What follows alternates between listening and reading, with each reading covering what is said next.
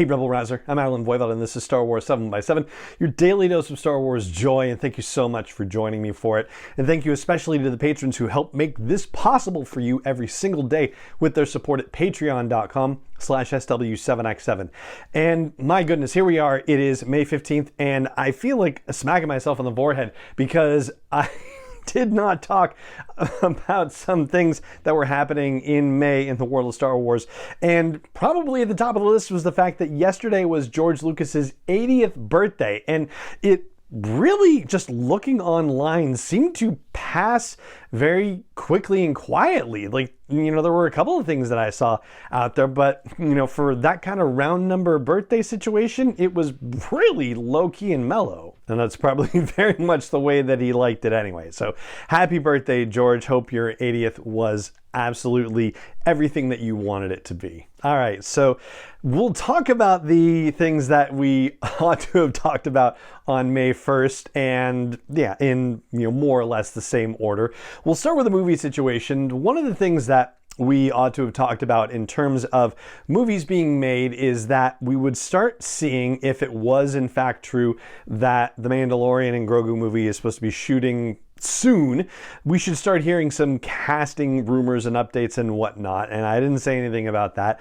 And here we are, we're already getting it in the month of May. So apparently Sigourney Weaver is in talks, and this has been quote-unquote confirmed by multiple Hollywood trades, to be in talks to appear in the Mandalorian and Grogu movie in some capacity. And gosh, talk about sci-fi royalty going to Star Wars. I mean, aside from the fact that she's just a tremendous actor in general. But yeah, that would be amazing if it's true. And you can expect to hear more about this and about other potential casting situations as we continue through the month and as we get closer to an actual shooting date being announced. On the television side of things, we did talk about the fact that The Acolyte was going to undoubtedly have new footage released because we were getting closer to its release. And of course, that actually happened. We got a new trailer on May the 4th.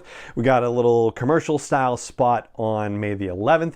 One of the things I didn't actually talk about was the fact that the Phantom Menace re-release was in theaters, and it had a bit of footage from The Acolyte in it, which by all reports is similar to that conflict footage on YouTube, where it is an extended cut of the fight scene between May, or who we think is May, and Carrie-Anne Moss's Master Indara. And there is a new television spot that has come out. I haven't been able to find it on YouTube yet, but we're going to talk about it at the end of the podcast because, quite honestly, I almost wish I hadn't seen it.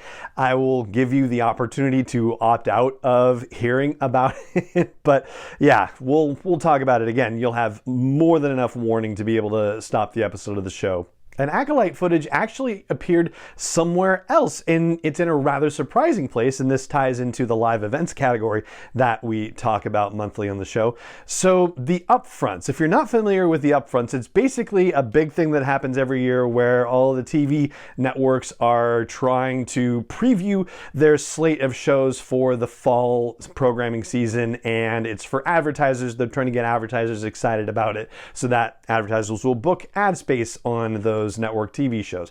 Well, this year is kind of different because now this is a year where Disney Plus actually has an ad-supported tier to its subscription service, and therefore Disney Plus can participate in the upfronts. And that actually happened yesterday, and Bob Iger himself was at the upfronts talking about all the different things that were going on, not just with ABC and ESPN, but with Disney Plus as well. So according to the trades, there was some footage shown from The Acolyte. I've been searching to see if I could find a description of it, and unfortunately I'm not coming up with anything. So if you happen to know the answer to that, then by all means chime in with a comment either on YouTube or on Spotify or at the blog post for this show's episode at SW7x7.com.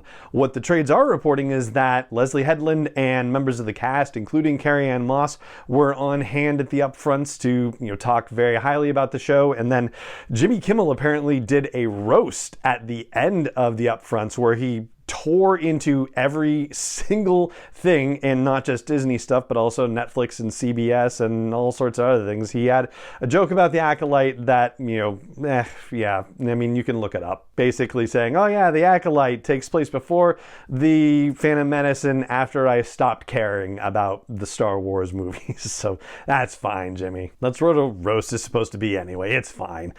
And then today, actually, Bob Iger is going to appear at Moffett-Nathanson's Media, Internet, and Communications Conference, and in past years, when he's attended that, he's had a couple of newsworthy things for us to talk about here on the podcast. Then on the streaming side of the house, we talked about how there was a drawing parody thing that was going to be released on May the 4th, but there's also a Simpsons short that dropped on Disney Plus a couple of days ago. It is a May the 12th Be With You short, and so we'll check that out at some point and talk about it on the podcast. And last but not least, and technically this bit of news came out on April 30th, but now that we're in May, we're probably going to be hearing more about it. But Star Wars Hunters actually happened. For all the talk about Star Wars Hunters, the video game coming to the Nintendo Switch and your iPhone or your Android phone, it's actually finally happening in the United States. And I watched the release trailer. It's up on YouTube, and pretty much every single comment on the trailer is, gee, I utterly forgot that this was going to happen, or I can't believe that they just remembered that they had to make this thing. Like, it is rather comical to read the YouTube comments on this one. Nobody's bad-mouthing it or anything like that. They're just joking about how, oh, I forgot about this. Oh, they probably forgot about this. They just remembered this and finally did something about it. So I'm sure we're going to be hearing more about that as we get closer to the release date, which also, for some strange reason, is June 4th, the same day that The Acolyte has its 2-episode premiere. Why? I don't know. But there you go. It's finally happening. All right. So, aside from talking about that other footage from The Acolyte, that is going to do it for this episode of the podcast. If you enjoy the show, I hope you'll consider helping more people find this daily dose of Star Wars joy. And you can do that by telling your friends online and in person. You can do that by telling the algorithms via ratings and reviews and likes and subscribes and follows and joins. And you can even help me produce this daily dose of Star Wars joy with your help at patreon.com/SW7X7. I hope you'll check that out. And for everybody who's going to take off in a moment, I'll just say thank you so much for joining me as always, and may the Force be with you wherever in the world you may be. And now is the point where if you don't want to hear some stuff about this new footage about the Acolyte, you should switch to another podcast. And I think that's probably warning enough, right? So yeah, let's talk about this new 30-second spot of footage that came out. It's basically confirming the idea that there may be two May characters, or somebody is impersonating May, or there's a twin, or something like that. And the reason why is because there is a moment in there where Amanda Stenberg is saying, "It wasn't me, I swear it wasn't me." More specifically, the character says, "I didn't do it, believe me." All right, so yeah, there's that. We get a little bit of a wider shot of that moment that we saw previously, where the character who appears to be May is walking away from a lightsaber on the ground and using the Force to pick up their knives.